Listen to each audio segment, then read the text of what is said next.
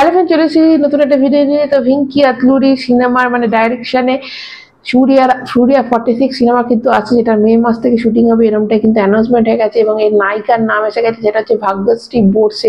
বেশ ভালো দেখতে এবং আমি চাই যে সুরিয়া প্রতি বছর এরকম একটা ভালো ভালো ভালো সিনেমা। দেখো কাঙ্গুবা সিনেমাটা অতটা চলেনি, তার কিন্তু বিশাল বাজেটের করতে গেলে কোথাও একটা ফ্লপের একটা বেশি ভয় থাকে, কিন্তু সুরিয়া কিন্তু বেশ ভালো অভিনেতা, বেশ ভালো দেখতেও, তো বেশ ভালো লাগে। এবং এই যে ভাগ্যশ্রী বোরসে, এই কিন্তু বেশ অনেক অনেক সিনেমা করার চান্স পাচ্ছে এবং এই সিনেমাটা কিন্তু যেটা বললাম, এটা হচ্ছে লাকি ভাস্কর যে যারা করেছে তার সেই মেকার্সরাই কিন্তু এই সিনেমাটা করছে, মানে সুরিয়া 46 এবং ভাগ্যশ্রী বোরসে। সে আছে তোমাদের বলি কিংডম বলে যে সিনেমাটা, যেটাতে বিজয় দেবরাকোন্ডা আছে, ওইখানেও কিন্তু নায়িকা এই ভাগ্যশ্রী বোরসে। এবং রাম পতিয়ালির নেক্সট ফিল্ম, সেখানেও কিন্তু ভাগ্যশ্রী বোরসে হচ্ছে নায়িকা। এবং ওয়ার 2 থেকে যে খবরটা আসছে, ওয়ার 2 এর তোমরা জানো জুনিয়র এনটিআর এবং ঋত্বিক রোশন আছে, তো এদের দুজনের কিন্তু শুটিং এখনো শেষ হয়নি, এখন আবার ডিলে হয়ে গেছে শুটিংটা। দেখো, তো এটাই একটা মানে এটা এনটিআর এর জন্য একটু খারাপ হচ্ছে, কারণ এনটিআর এ তোমরা জানো এই সিনেমাটা শেষ হওয়ার পরেই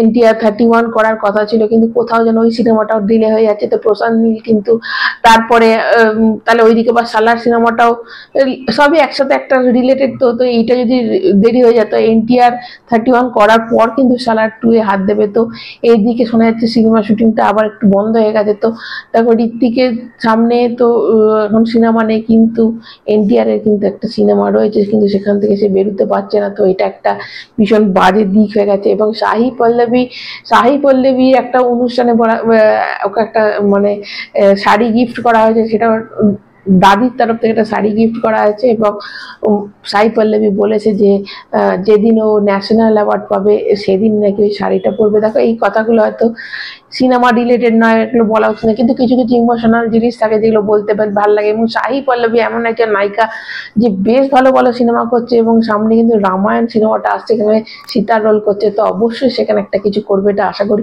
তো আপাতত এটুকুই, নতুন খবর নিয়ে তোমাদের কাছে চলে আসবো। ভালো লাগে লাইক দেবে, চ্যানেলটা সাবস্ক্রাইব করে। সবাই ভালো থাকবে। টাটা।